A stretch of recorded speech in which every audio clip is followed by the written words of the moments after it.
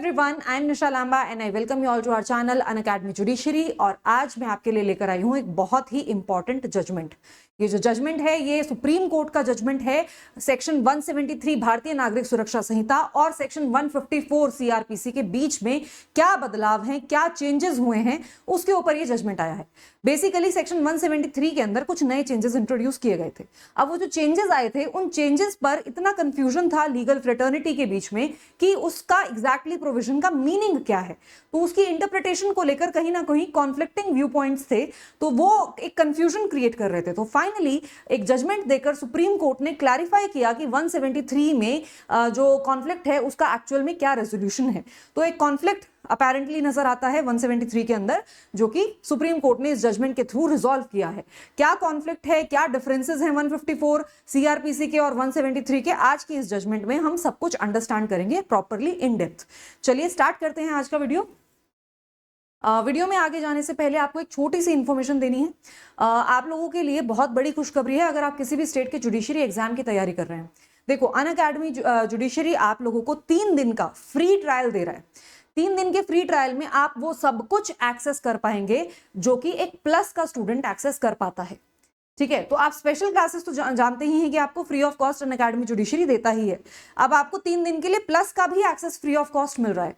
ये जो 3 दिन का फ्री ट्रायल है, इसका एक्सेस पाने के लिए आपको जाना है मेरे टेलीग्राम चैनल पर, और वहां पर मैंने दिया है एक लिंक। उस लिंक पर आप क्लिक करेंगे तो लिंक पर क्लिक करके आप ये 3 दिन का फ्री ट्रायल एक्सेस ले पाएंगे। इसके अंदर आपको सब कुछ मिल रहा है, आपको सारे टेस्ट भी मिल रहे हैं, आपको इसके अंदर मेंटरशिप वगैरह आपको नहीं मिल पाएगी, बट अपार्ट फ्रॉम दैट आपको सब कुछ मिल रहा है। मेंटरशिप 3 दिन में पॉसिबल भी नहीं है दे पाना, तो उसके अलावा आप जितने भी बैचेस हैं सभी का एक्सेस कर पाएंगे, सभी क्लासेस आप अटेंड कर पाएंगे, आप मॉक टेस्ट वगैरह सब कुछ लगा पाएंगे। ठीक है, तो आपको एक तरह से ग्लिम्प्स देने के लिए है कि आप अगर सब्सक्रिप्शन खरीदते हैं तो आपको क्या क्या मिलने वाला है। राइट, तो आप इस ऑप्शन का फायदा उठा सकते हैं। चलिए, अगर आपको इसका फायदा उठाना है, आपको एक डिस्काउंट कोड चाहिए, रेफरल कोड चाहिए होगा। यह है रेफरल कोड निशा लांबा। इस रेफरल कोड का इस्तेमाल आप कर सकते हैं। इंस्टाग्राम पर अगर आप इससे रिलेटेड कोई डाउट मुझसे पूछना चाहते हैं तो निशा_लांबा07 पर पूछ सकते हैं। और ये मेरे टेलीग्राम चैनल का लिंक है, यहाँ पर आपको मिल जाएगा इसका एक्सेस। निशा_लांबा 1511 पर आपको एक लिंक मिलेगा, उस लिंक पर क्लिक करके आप सीधा 3 दिन का फ्री ट्रायल ले पाएंगे। ठीक है, चलिए अब स्टार्ट करते हैं आज का जजमेंट। सो बेसिकली आपने ललिता कुमारी वर्सेस स्टेट ऑफ यूपी के बारे में सुना होगा। देखिए, सीआरपीसी के अंदर सेक्शन 154 था। 154 सीआरपीसी का आपको साफ साफ ये कहता था कि अगर पुलिस ऑफिसर के पास किसी भी कॉग्निजेबल ऑफेंस की इंफॉर्मेशन आई है तो पुलिस ऑफिसर के लिए मैंडेटरी है, कंपलसरी है उसकी एफआईआर को दर्ज करना। मतलब वहां पर पुलिस ऑफिसर के पास कोई चॉइस नहीं है, एफआईआर तो दर्ज करनी पड़ेगी। ठीक है, ये था 154 का सीआरपीसी। फिर उसके बाद ललिता कुमारी वर्सेस स्टेट ऑफ यूपी का जजमेंट आया, जिसके अंदर 154 सीआरपीसी को इंटरप्रेट किया गया था और यह बताया गया था कि पुलिस ऑफिसर को अगर कोई इंफॉर्मेशन पुलिस ऑफिसर के सामने आती है कि कोई अपराध हुआ है, ठीक है, तो अब उस इंफॉर्मेशन के बेसिस पर पुलिस ऑफिसर एफआईआर लॉन्च करने से पहले अगर पुलिस ऑफिसर को लगता है कि ये जो अपराध है ये कॉग्निजेबल ऑफेंस नहीं है, ये नॉन कॉग्निजेबल ऑफेंस है, ठीक है, तो फिर ऐसे में पुलिस ऑफिसर थोड़ी जांच कर सकता है, जिसको हम कहते हैं प्रीलिमिनरी इंक्वायरी। तो पुलिस ऑफिसर जांच कर सकता है इंफॉर्मेशन मिलने के बाद। तो पुलिस ऑफिसर के पास इंफॉर्मेशन आ गई, ठीक है, अब ये इंफॉर्मेशन आने के बाद पुलिस ऑफिसर को लगता है कि अपराध जो है वो क्या पता कॉग्निजेबल हो और क्या पता नॉन कॉग्निजेबल हो, क्लैरिटी नहीं है। ठीक है, तो इस इंफॉर्मेशन के बाद पुलिस ऑफिसर एक प्रीलिमिनरी इंक्वायरी कर सकता है, और इस इंक्वायरी के बाद अगर पुलिस ऑफिसर को लगता है कि नहीं, यहां पर देखकर लग रहा है कि एक कॉग्निजेबल ऑफेंस हुआ हो सकता है, ऑब्वियसली वो तो इन्वेस्टिगेशन के बाद पता चलेगा ना पुलिस ऑफिसर को कि ऑफेंस एक्चुअल में हुआ है या नहीं। यहां पर ये नहीं देखना कि जो सामने वाला व्यक्ति है वो सच बात बोल रहा है या झूठ बात बोल रहा है, बस इतना कि अगर कोई जो अपराध वो कह रहा है कि उसके साथ हुआ है वो कॉग्निजेबल है या नॉन कॉग्निजेबल है, उसके लिए वो इंक्वायरी कर सकता है। राइट, तो ये जो इंक्वायरी वो करता है वो सिर्फ ये पता लगाने के लिए करता था, जहां पर अगर कॉग्निजेबल ऑफेंस हुआ है, अगर पुलिस ऑफिसर को पता चल जाता है कि जो ऑफेंस हुआ है वो एक कॉग्निजेबल ऑफेंस है, तो वहां पर उस केस में पुलिस ऑफिसर को एफआईआर जो है वो कंपल्सरीली रजिस्टर करनी पड़ती थी। ठीक है, तो मतलब इंक्वायरी का scope Lalita Kumari versus state of UP ने दिया, लेकिन वो भी लिमिटेड। लिमिटेड इंक्वायरी मतलब कि सिर्फ इतना पता लगाने के लिए कि जिस अपराध की इंफॉर्मेशन उनके पास आई है वो on the face of it देखकर कॉग्निजेबल ऑफेंस लग रहा है, तो वहां पर वो एफआईआर उनको रजिस्टर करना पड़ेगा। ठीक है, ये था आपका ललिता कुमारी वर्सेस स्टेट ऑफ यूपी का मैंडेट। अब बात करते हैं आपके 173 की, मतलब भारतीय नागरिक सुरक्षा संहिता में जो सेक्शन 173 आया है उसमें क्या कहा जाता है। आपका जो सेक्शन 173 सबसेक्शन 3 है वो सिंपली ये कहता है कि अगर कोई ऐसा अपराध, ठीक है, पुलिस ऑफिसर के पास इंफॉर्मेशन आई और इंफॉर्मेशन के तहत पुलिस ऑफिसर को यह पता चलता है कि कोई अपराध हुआ है और वो जो अपराध है वो एक कॉग्निजेबल ऑफेंस ही है, मतलब पुलिस ऑफिसर को ये यहां पर ये डाउट नहीं कि कॉग्निजेबल है या नॉन कॉग्निजेबल है, ऑफेंस कॉग्निजेबल ही है, लेकिन वो ऑफेंस ऐसा है जिसकी पनिशमेंट 3 साल से लेकर 7 साल तक की है। ठीक है, अगर वो प्रूव हो जाए, वो अपराध सिद्ध हो जाए, तो वहां पर दोषी को सजा मिलेगी 3 से 7 साल के बीच में। ठीक है, तो ऐसा अगर कोई ऑफेंस है और उसकी इंफॉर्मेशन अगर पुलिस ऑफिसर के पास आती है तो सेक्शन 173 सब सेक्शन 3 के तहत पुलिस ऑफिसर के पास पावर है यहां पर प्रीलिमिनरी इंक्वायरी कंडक्ट करने की।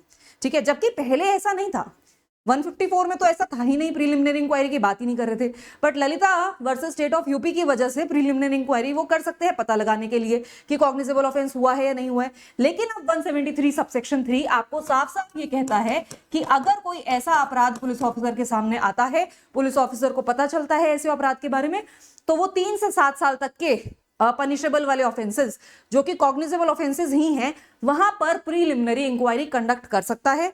और वो प्रीलिमिनरी इंक्वायरी कंडक्ट करने के लिए पुलिस ऑफिसर को एक परमिशन चाहिए होगी अपने सुपीरियर ऑफिसर की, और वो जो सुपीरियर ऑफिसर है उसका रैंक कम से कम डीएसपी तक का होना चाहिए। तो डीएसपी या उनसे ऊपर वाले रैंक के जो भी पुलिस ऑफिसर्स हैं उनसे परमिशन लेकर पुलिस ऑफिसर यहां पर एक इंक्वायरी कंडक्ट कर सकता है, प्रीलिमिनरी इंक्वायरी, ये देखने के लिए कि क्या कोई अपराध हुआ भी है। अगर देखकर लगता है सामने से कि हाँ अपराध सच में हुआ है तो फिर पुलिस ऑफिसर जो है वो एफआईआर रजिस्टर करेगा, अदरवाइज पुलिस ऑफिसर एफआईआर को रजिस्टर नहीं करेगा। ठीक है, और फिर क्या करेगा, एफआईआर को रजिस्टर ना करके उसकी जो इंफॉर्मेशन है वो इंफॉर्मेंट को दे देगा कि हमने आपके मामले में जांच की है, प्रीलिमिनरी इंक्वायरी की है, और ये जो प्रीलिमिनरी इंक्वायरी है इसके बेसिस पर हम इस कंक्लूजन पर निकले हैं कि देखकर बिल्कुल भी ऐसा नहीं लग रहा है कि आपके खिलाफ कोई अपराध हुआ है। अब आप चाहें तो 173 सबसेक्शन 4 में दिए गए विकल्प को चुन सकते हैं। अब उसमें क्या ऑप्शन है 173 सबसेक्शन 4 के अंदर, 173 सबसेक्शन 4 सिंपल ये कहता है कि अगर अब वो जाना चाहें सुपरिटेंडेंट ऑफ पुलिस के पास तो वो जा सकते हैं, क्योंकि एफआईआर फाइल करने के लिए पुलिस ऑफिसर ने तो मना कर दिया है। अब आप सुपरिटेंडेंट ऑफ पुलिस के पास अपना इशू लेकर जा सकते हैं। समझ में आया, ये है इसके अंदर। तो मैं एक बार इसको दोबारा से रिपीट कर देती हूं। तो बेसिकली अगर पुलिस ऑफिसर के पास किसी भी अपराध की इंफॉर्मेशन आती है, ठीक है, मान लो कोई इन्फॉर्मेंट आता है और वो पुलिस ऑफिसर को बताता है कि मेरे साथ ना ये ऑफेंस हो गया है। अब पुलिस ऑफिसर को लगता है कि पता नहीं इसके साथ ऑफेंस हुआ है या नहीं हुआ है, मतलब on the face of it देखकर लग रहा है कि ये तो झूठा मुकदमा करने आया है ना। अब वहां पर पुलिस ऑफिसर जो है वो प्रीलिमिनरी जांच कर सकता है, मतलब it is not full fledged investigation नहीं होता, बट वो जांच कर सकता है प्रीलिमिनरी लेवल पर, ये देखने के लिए कि क्या यहाँ पर ऑफेंस हुआ भी है या ये झूठा मुकदमा है। ठीक है, तो ये बेसिकली जो सेक्शन इंट्रोड्यूस किया गया था ना, सेक्शन 173 सबसेक्शन 3, ये इसलिए इंट्रोड्यूस किया गया था सो दैट जो झूठे केसेस फाइल होते हैं लोगों के खिलाफ वो झूठे केसेस ना हो। जैसे फॉर एग्जाम्पल अगर मान लो आपने इंस्टाग्राम पर या सोशल मीडिया पर कहीं भी किसी भी प्लेटफॉर्म पर कुछ आपने बोल दिया, ठीक है, आपके अगेंस्ट एफआईआर फाइल हो गई। अब वो आपने जो बोला वो असल में ना तो किसी भी ऑफेंस के अंडर फॉल कर रहा है, बट आपके अगेंस्ट एफआईआर फाइल करने के लिए लोग आ गए कि इसने ऐसा ऐसा बोला है, इसने तो हमारी रिलीजियस सेंटिमेंट्स को हर्ट किया है, ठीक है, या कास्ट के खिलाफ बोला है, या फिर किसी भी ऐसे ग्राउंड पर बोला है जिसकी वजह से ये डिसहार्मनी फैला रहा है, सेल्फ यहाँ पर इल विल और हेट्रेड फैला रहा है, मतलब जो रिलीजियस कम्युनिटीज हैं उनके बीच में कॉन्फ्लिक्ट कराने के लिए लोगों को उकसा रहा है। ठीक है, इस तरह का एफआईआर आप लेकर पहुंच गए। अब आपने जो बात बोली थी ना उस बात का इससे कोई लेना देना भी नहीं है, लेकिन आपके खिलाफ तो एफआईआर करने पहुंच गए हैं। अब वो जो एफआईआर फाइल करने पहुंचे हैं वो कॉग्निजेबल ऑफेंस के एफआईआर फाइल करने पहुंचे हैं। तो अगर 154 वाला मैंडेट आज भी कंटिन्यू होता तो पुलिस ऑफिसर को एफआईआर तो रजिस्टर करनी पड़ती, उसके बाद इन्वेस्टिगेशन होती और फिर आपके खिलाफ मामला बंद होगा नहीं होगा वो इन्वेस्टिगेशन के ऊपर डिपेंड करता। है ना। लेकिन अब क्या किया है, ये जो चेंज लेकर आया है लेजिस्लेचर ने ये चेंज लाया ही इसलिए है सो दैट अगर कोई व्यक्ति अपना आर्टिकल 19 के तहत right to freedom of speech and expression exercise करता है तो उसके खिलाफ जाली मुकदमे या झूठे मुकदमे ना दर्ज हो। राइट, देखो अब मैं यहाँ पे क्लियर कर देती हूँ, सेक्शन 173 सबसेक्शन 3 जो है वो सिर्फ सेक्शन आर्टिकल 19 के लिए नहीं है।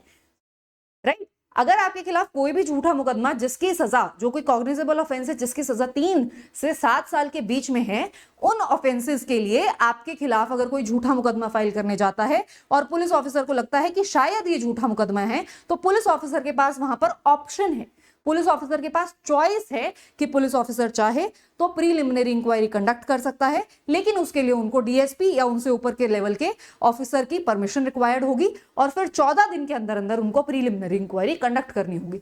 अब वो प्रीलिमिनरी इंक्वायरी कंडक्ट करने के बाद उनको लगता है कि हाँ अपराध लगता है कि हुआ है, फिर वो एफआईआर रजिस्टर करेंगे और अगर उनको लगता है कि नहीं यहाँ पर कोई अपराध लग ही नहीं रहा है तो फिर वो सीधा उसको इन्फॉर्मेशन दे देंगे कि आप चाहें तो 173 सबसेक्शन 4 के विकल्प का चुनाव कर सकते हैं, यानी आप सीधा सुपरिटेंडेंट ऑफ पुलिस के पास जा सकते हैं।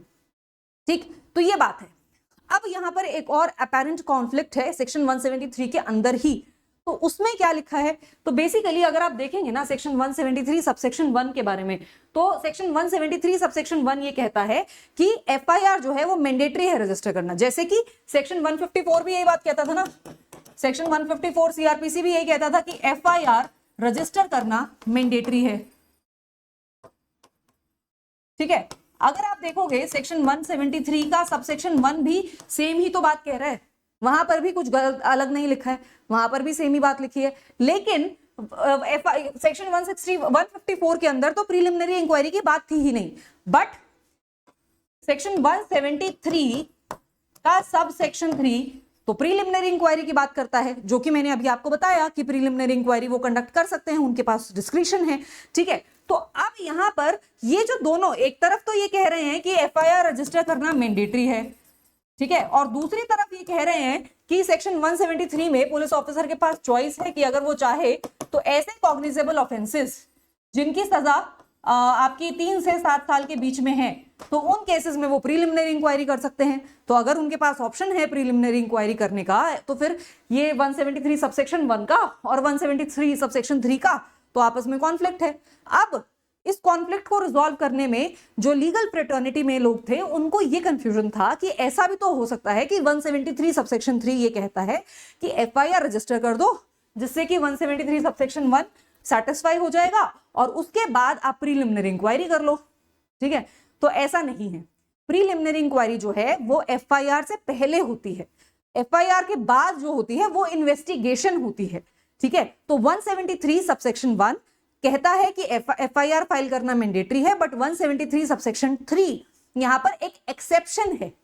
ठीक है, सो सुप्रीम कोर्ट ने क्लियर किया है जजमेंट में, Imran Pratapgarhi versus state of Gujarat का ये जजमेंट है जिसके बारे में हम बात कर रहे हैं।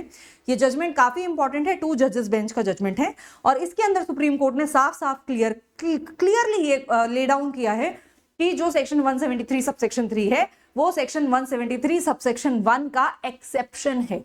ठीक है, तो अगर ये एक्सेप्शन है यानी कि तो जनरल रूल तो यही है कि एफआईआर फाइल करना मैंडेटरी है। ठीक है, तो हर केस में जो भी case supreme court police officer के पास जाता है, पुलिस ऑफिसर को एफआईआर मैंडेटरीली रजिस्टर करनी होगी, लेकिन इसका एक एक्सेप्शन है और एक्सेप्शन कहाँ है, सेक्शन 173 सबसेक्शन 3 के अंदर। और इस एक्सेप्शन में ये कहा गया है कि कोई भी ऐसा कॉग्निजेबल ऑफेंस अगर होता है जिसकी इंफॉर्मेशन पुलिस ऑफिसर के पास जाती है, जिसकी सजा 3 से 7 साल के बीच में है, वहां पर police officer preliminary inquiry conduct कर सकता है डीएसपी या उनसे ऊपर के लेवल के ऑफिसर्स से परमिशन लेकर।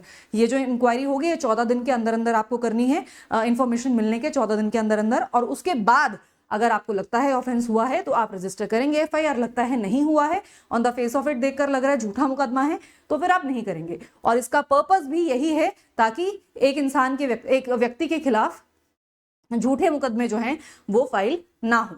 ठीक है, तो ये था इस केस के अंदर कैसा लगा आपको ये जजमेंट? इस जजमेंट के अंदर ना बेसिकली सुप्रीम कोर्ट ने और भी चीजों को डिस्कस किया था। तो ये तो सिर्फ एक टैंजेंट था इसका, जो कि आपके 173 से डील करता है, राइट। तो 173 का जो भी इंपॉर्टेंट और रेलेवेंट पार्ट था वो मैं आपके लिए लेकर आई हूं।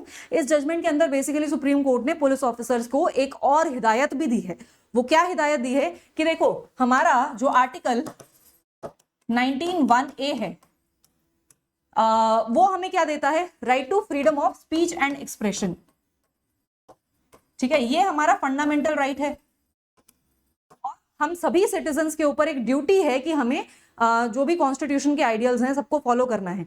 ठीक है, तो ये ड्यूटी पुलिस ऑफिसर्स की भी है कि उनको भी कॉन्स्टिट्यूशन में दिए गए फंडामेंटल राइट्स को उनको भी इंश्योर करना है कि लोगों का फंडामेंटल राइट जो है वो वायलेट ना हो। ठीक है, उनकी भी ड्यूटी है कि जो प्रिंसिपल्स कॉन्स्टिट्यूशन के अंदर दिए गए हैं उनको वो प्रोटेक्ट करें। ठीक है, तो इसके रिगार्डिंग बोला भी गया था इस जजमेंट के अंदर कि पुलिस ऑफिसर्स को सेंसिटाइज किया जाना चाहिए और पुलिस ऑफिसर को अवेयर किया जाना चाहिए कि ये उनका काम है।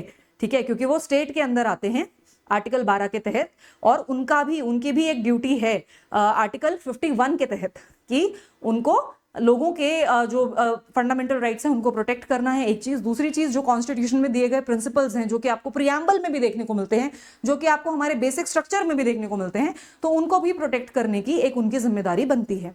ठीक है, तो आर्टिकल 19(1)(a जो है वो आपको right to freedom of speech and expression देता है, और फिर इसी आर्टिकल में जो इसका सब क्लॉज 2 है वो रिस्ट्रिक्शंस इंपोज करता है। ठीक है, तो ये जो मामला था ना, इस मामले में बेसिकली एक कांग्रेस के एमपी थे राज्यसभा में, राज्यसभा के एमपी थे, उन्होंने इंस्टाग्राम पर एक पोस्ट किया था।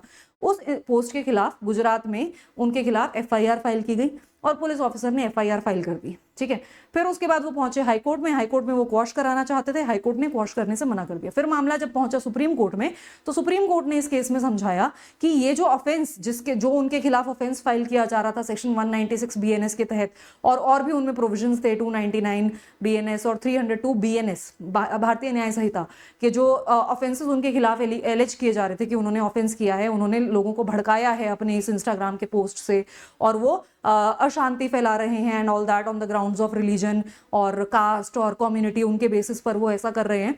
तो वो ऑफेंस के लिए उन्होंने एफआईआर फाइल किया और एफआईआर पुलिस ने रजिस्टर कर लिया।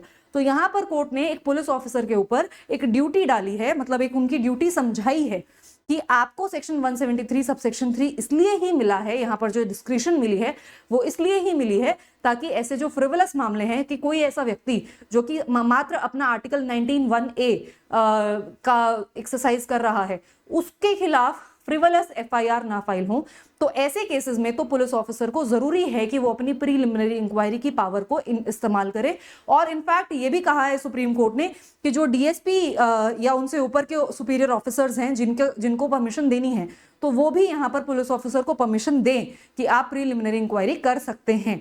ठीक है, तो ये मैंडेट एक तरह से यहाँ पर ये एक ड्यूटी इस तरह से इंटरप्रेट की गई है सुप्रीम कोर्ट के द्वारा। तो कोर्ट ने यहाँ पर साफ साफ कहा है कि कोई भी ऐसा अपराध कोर्ट जिसकी इंफॉर्मेशन कोर्ट के सामने पुलिस ऑफिसर के सामने आती है जो कि on the basis of words है कि मेरी कुछ बोली हुई बातें जिसके मैंने कुछ बस बोला है, ठीक है, कोई और अपराध नहीं किया है, आई जस्ट सेड समथिंग, मैंने कुछ बोला है, चाहे मैं सोशल मीडिया पर बोल रही हूँ, चाहे मैं पब्लिक में बोल रही हूँ, चाहे मैं किसी भी तरह से बोल रही हूँ जिससे कि पब्लिक की शांति भंग हो सकती है, या फिर और भी किसी तरह के अपराध जहां पर किसी के सिर्फ मात्र बोलने भर से अपराध हो जाता है, तो ऐसे केसेस में तो प्रीलिमिनरी इंक्वायरी करने का इंक्लिनेशन पुलिस का होना ही चाहिए।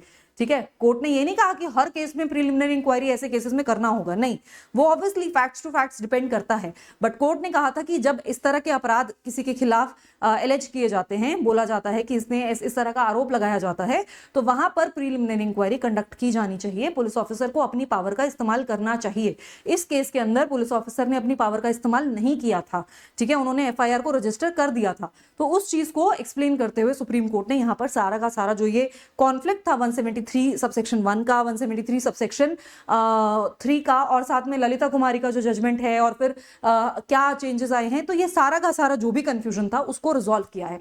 कैसा लगा आपको ये जजमेंट, मुझे कमेंट सेक्शन में जरूर बताइएगा। ये इंपॉर्टेंट जजमेंट है, अगर आप तैयारी कर रहे हो ना तो नोट्स में इसको जरूर लिख लेना। Imran Pratapgarhi versus state of Gujarat. मैं आपको दिखा भी देती हूँ इसका नाम, ये नाम है वर्सेस स्टेट ऑफ गुजरात 2025 का सुप्रीम कोर्ट का जजमेंट है, 2 जजेस बेंच का जजमेंट है। इसको आप अपने नोट्स में लिख लीजिएगा। ये जो पीडीएफ भी, ये पीपीटी भी है, ये आपको मेरे टेलीग्राम चैनल पर मैं शेयर कर दूंगी, वहां से आप इसको एक्सेस कर सकते हैं। ठीक है, अब एक और सरप्राइज है मेरे पास आप लोगों के लिए। सरप्राइज क्या है? सरप्राइज ये है कि आपको सिर्फ 3 दिन का फ्री ट्रायल नहीं मिल रहा है, बल्कि आपको स्कॉलरशिप जीतने का भी मौका मिल रहा है। ठीक है, आपका एक टेस्ट होगा जिसको हम बोलते हैं JST यानी जुडिशरी स्कॉलरशिप टेस्ट। ये टेस्ट जो है 60 मिनट का होगा, जिसमें 120 क्वेश्चन आपसे पूछे जाएंगे। 6 अप्रैल को 12 बजे ये टेस्ट होगा। और इसका जो आपको अगर कांटेक्ट करना है इसके लिए, तो ये 858585 नंबर पे आप कांटेक्ट कर सकते हैं। ये नंबर आपको स्क्रीन पर डिस्प्ले किया जा रहा है। ठीक है, इस टेस्ट में आपको बहुत सारे एक्साइटिंग रिवॉर्ड्स अप टू 45,000 के रिवॉर्ड्स मिल रहे हैं। अगर आपको फर्स्ट प्राइज मिलता है तो आपका रिवॉर्ड होगा 20,000, सेकेंड प्राइज आपका है 15,000 और थर्ड प्राइज है आपका 10,000। ठीक है, तो आपको कंप्लीट स्कॉलरशिप मिल रही है। ये 100% स्कॉलरशिप आपको यहां पर मिल सकती है, प्लस कैश जीतने का मौका मिल सकता है। तो ये मौका मत गवाइएगा। मेरे टेलीग्राम चैनल पर जाइएगा, वहां पर भी आपको इस JSAT के बारे में लिंक मिल जाएगा। वहां पर आपको रजिस्टर करना है और ये एग्जाम अटेम्प्ट करना है। ठीक है, तो ये आपको करना है, 3 दिन का फ्री ट्रायल और ये JST, ये आपको याद रखना है। मिलते हैं आपसे अगली वीडियो में, तब तक के लिए गुड बाय।